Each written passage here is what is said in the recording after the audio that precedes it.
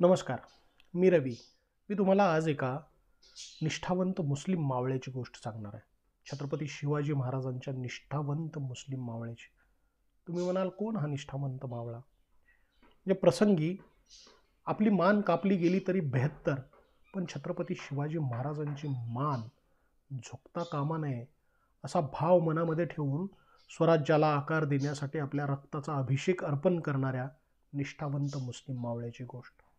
काय नाव त्यांचं, काय शौर्य गाजवलं त्यांनी, आणि आपल्याबरोबर आपल्या मुलाचे प्राणसुद्धा स्वराज्याच्या कामी देणारा हा जो निष्ठावंत मुस्लिम मावळा आहे, त्याची इतिहासानं कुठे दखल घेतली आहे का, हेच आपण आजच्या व्हिडिओमधून जाणून घेण्याचा प्रयत्न करणार आहोत. तुम्हा सगळ्यांना हे माहीत आहे की शरण आलेल्या बहलोल खानाला प्रतापराव गुजर यांनी, सरनौबत प्रतापराव गुजर यांनी माफ केलं, आणि छत्रपती शिवाजी महाराजांना ही गोष्ट अजिबात आवडली नाही. छत्रपती शिवाजी महाराजांनी खरमरीत भाषेत प्रतापराव गुजर यांना खलिता धाडला. इकडे खरं तर रायगडावरती राज्याभिषेक सोहळ्याची तयारी चालू होती आणि स्वराज्याचे लचके तोडण्यासाठी आलेल्या बहलोल खानाला शरण आला म्हणून तुम्ही माफ का केलं, त्याचा बिमोड करा, त्याखेरीज रायगडावर आपल्याला तोंड दाखवू नका, अशा खरमरीत भाषेत छत्रपती शिवाजी महाराजांनी खलिता धाडला.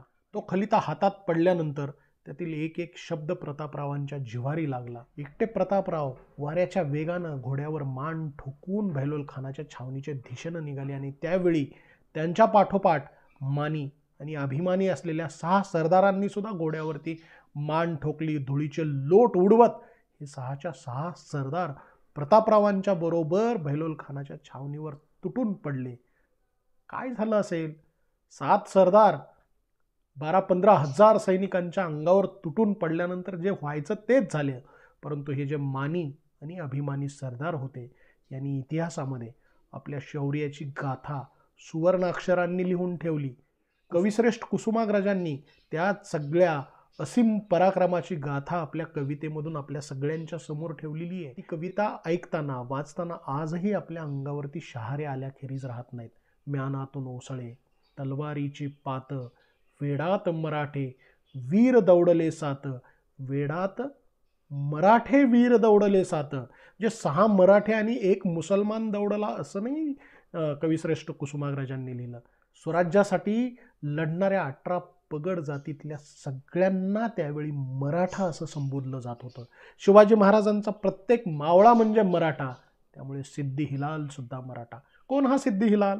सिद्दी हिलाल खरं तर आफ्रिकेतला हाबशी गुलाम असलेला हा जो सिद्दी हिलाल आहे, त्याला वयाच्या 7व्या-8व्या वर्षी महाराष्ट्रात आणून विकल्या गेलं, आणि शहाजी महाराजांचे चुलत बंधू खेळोजीराजे भोसले यांनी त्याला गुलाम म्हणून विकत घेतलं. पण या चुणचुणीत पोराच्या ठाई असलेली जिद्द, चिकाटी, कौशल्य हे सगळं छत्रपती शहाजी महाराजांनी हेरलं, आणि शहाजी महाराजांनी त्याला प्रशिक्षण देऊन एक चांगला कर्तबगार सैनिक बनवला. हाच सिद्दी हिलाल शहाजी महाराजांप्रमाणेच छत्रपती शिवाजी महाराजांबरोबर देखील आपल्या शेवटच्या श्वासापर्यंत इमाने एतबारे राहिला. या सिद्दी हिलालच्या नावावरती स्वराज्यातल्या असलेल्या लढायांचा जर धांडोळा घेतला तर आपल्या सगळ्यांच्या हे लक्षात येईल.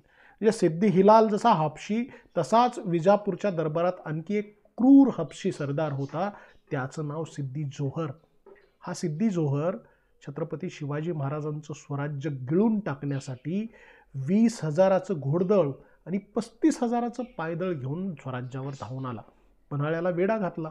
वेड्यामध्ये छत्रपती शिवाजी महाराज अडकले, आणि त्याच वेळी प्रतापराव गुजर सुद्धा वेड्यामध्ये अडकलेले होते, आणि वेढा काही केल्या सुटेना. मग जिजाऊ महासाहेबांनीच ठरवलं की हा वेढा तोडण्यासाठी आपणच कमरेला तलवार बांधून घोड्यावरती मान ठोकून वेढा तोडण्यासाठी वेड्याला बाहेरून धडक द्यायची. त्यावेळी नेताजी पालकर आणि सिद्दी हिलाल या दोघांनी जिजाऊ महासाहेबांना सांगितलं, आम्ही असताना आपण जायची अजिबात गरज नाही मासाहेब.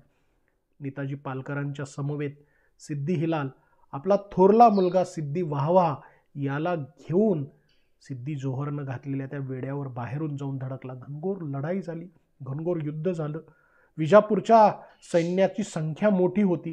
सिद्दी हिलालचा मुलगा रक्ताच्या थारोळ्यात पडला, भल्या मोठ्या जखमा झाल्या, आणि सैन्यानं सिद्दी वाहवाला ओढत सिद्दी जोहरच्या छावणीत नेलं.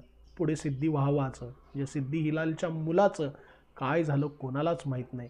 पण मुलगा आपला स्वराज्याच्या कामी आला याचा अभिमान सिद्दी हिलालच्या मनामध्ये तेव्हाही जिवंत होता. सोन्याचं कडं देऊन शिवाजी महाराजांनी सिद्दी हिलालचा सन्मान केला. गनिमिकावा म्हणजे मराठे आणि मराठे म्हणजेच गनिमिकावा असं एक सूत्रच होतं. परंतु मैदानामध्ये मुघलांच्या विरोधात जी पहिली लढाई मराठ्यांनी जिंकली त्या लढाईमध्ये सुद्धा सिद्दी हिलाल सहभागी होता. आणि प्रतापराव गुजरांनी साल्हेरच्या लढाईत दिलेर खान जो मुघलांचा सरदार होता त्याला मात दिली आणि साल्हेरच्या पटांगणात मैदानात मुघलांचा निपात निधड्या छातीचे मराठे करू शकतात याचं उदाहरण प्रतापराव गुजरांनी घालून दिलं. तिथे सुद्धा सिद्दी हिलाल प्रतापराव गुजर यांच्या समवेत होता. विजापूरपासून 40 मैलावर उमरणी नावाचं गाव, उमरणीच्या जवळ बहलोल खान स्वराज्यावर चालून आलेला होता. या चालून आलेल्या बहलोल खानाला रोखण्यासाठी छत्रपती शिवाजी महाराजांनी प्रतापराव गुजरांवरती मोहीम सोपवली. प्रतापराव गुजरांनी त्यांचे जे महत्त्वाचे मानी नामी अभिमानी सरदार आहेत त्यांना सोबत घेतलं आणि बहलोल खानाचा निपात केला. कसा निपात केला? ज्या ठिकाणी बहलोल खानाची छावणी पडलेली होती त्या छावणीच्या जवळच एक मोठा तलाव होता. ज्या तलावातल्या पाण्यावरती या छावणीची सगळी गुजराण होती. त्या तलावालाच प्रतापराव गुजरांनी सिद्दी हिलालच्या मदतीनं वेढा घातला आणि बहलोल खानाच्या छावणीचं पाणीच बंद केलं. तहानलेल्या व्याकुळ झालेल्या बहलोल खानाला मराठ्यांसमोर गुडघे टेकत शरण येण्याशिवाय दुसरा पर्यायच उरला नाही. आणि मग बहलोल खानाने प्रतापराव गुजरांकडे विनवण्या सुरू केल्या. आम्ही काय बादशाहचे नौकर, बादशाहांनी सांगितल्यामुळे इथपर्यंत आलो, आमची तुमची काय दुश्मनी, आम्हाला माफी द्यावी. प्रतापरावांनी सुद्धा बहलोल खानाला मोठ्या मनानं माफ केलं. हे माफ केलेली गोष्ट छत्रपती शिवाजी महाराजांना अजिबात आवडली नाही, पटली नाही. शिवाजी महाराजांनी खरमरीत शब्दात खलिता धाडला. तिकडे बहलोल खानाचा बंदोबस्त केल्याशिवाय रायगडावर आम्हाला तोंड दाखवू नका अशा शब्दामध्ये खलित्यामध्ये शिवाजी महाराजांनी आपल्या भावना व्यक्त केल्या होत्या. रायगडावरती राज्याभिषेक सोहळ्याची लगबग सुरू होती. रायगडावरती राज्याभिषेक सोहळ्याला मराठ्यांचे सरनौबतच उपस्थित नसतील तर हे बरं दिसणार नाही. त्यापूर्वी बहलोल खानाचा बंदोबस्त करणं आवश्यक आहे. एक एक शब्द जिव्हारी लागला. प्रतापरावांनी घोड्यावरती मान ठोकली. वाऱ्याच्या वेगाने बहलोल खानाच्या छावणीकडे झेप घेतली. हे जे बाकीचे नामी सरदार होते यांच्या हे पटकन गोष्ट लक्षात आली आणि या सरदारांनी सुद्धा आगीचे लोळ उठवत आपल्या घोड्यांची लगाम खेचली आणि बहलोल खानाच्या छावणीवरती झेप घेतली. हे 7 सरदार हातात नंग्या तलवारी शमशेरी घेऊन बहलोल खानाच्या छावणीवर तुटून पडले. आगीचे लोळ उसळले, धुळीचे लोळ उसळले, रक्ताच्या चिळकांड्या व्हायला लागल्या, तलवारीचा खणखणाट सुरू झाला आणि यामध्ये विसाजी बल्लाळ, दिपोजी राऊतराव, विठ्ठल पिलाजी यात्रे, कृष्णाजी भास्कर, विठोजी शिंदे, सरनौबत प्रतापराव गुजर आणि सिद्दी हिलाल स्वराज्यासाठी कामी आले. या सगळ्यांनी स्वराज्यासाठी रक्ताचा अभिषेक अर्पण केला. छत्रपती शिवाजी महाराजांच्या स्वराज्यासाठी हसत हसत बलिदान देणारा हा जो सिद्दी हिलाल होता हा मुसलमान. शिवाजी महाराजांचं युद्ध जर मुसलमानासोबत होतं, शिवाजी महाराजांची लढाई जर इस्लाम विरोधात होती तर इस्लामचा सच्चा अनुयायी असलेला सिद्दी हिलाल इस्लामच्या विरोधात शिवाजी महाराजांच्या बाजूने का लढला असेल? शिवाजी महाराजांचं हिंदवी स्वराज्य हे आजच्या हिंदू राष्ट्रवादापेक्षा खूप मोठं आणि व्यापक होतं. म्हणून तर मदारी मेहतर असेल, सिद्दी हिलाल असेल, इब्राहिम खान असेल, दर्या सारंग असेल, अशी कितीतरी नावं आपल्याला सांगता येतील जी छत्रपती शिवाजी महाराजांचं हिंदवी स्वराज्य जे सर्व धर्मियांचा आदर करणारं होतं त्यासाठी छत्रपती शिवाजी महाराजांच्या खांद्याला खांदा लावून लढत होते. खरं तर धर्मा वाचून त्यांचं घोडं कधीसुद्धा अडलं नव्हतं आणि शिवरायांनी कधी कुणाचं थडगंसुद्धा पाडलं नव्हतं. अफजल खानाचं थडगं उकरून काढा, औरंगजेबाची कबर फोडून टाका असं सांगणारे आपल्या अवतीभोवती खूप जण आहेत. मी तर म्हणतो छत्रपती शिवाजी महाराज आणि छत्रपती शिवाजी महाराजांच्या सहकार्यांनी आपल्या रक्ताचा अभिषेक इथल्या मातीला दगडधोंड्याला घालून जे शौर्य गाजवलं त्या शौर्याचं स्मारक म्हणून या औरंगजेबाच्या कबरीकडे आणि अफजल खानाच्या थडग्याकडे पाहायला हवं.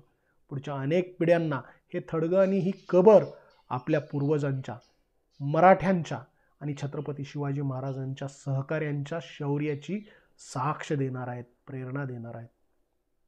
थांबू आपण आत्ता इथे या व्हिडिओमध्ये. आपल्याला व्हिडिओमधली माहिती कशी वाटली यावरून आपल्या प्रतिक्रिया नमूद करा. आणि लंडन मराठीच्या प्लॅटफॉर्मला अद्याप आपण सबस्क्राईब केलेलं नसेल तर नक्की सबस्क्राईब करा. आपल्याला काही वेगळे नवे विषय सुचत असतील तर ते सुद्धा कमेंट बॉक्समध्ये आवर्जून नमूद करा. नमस्कार.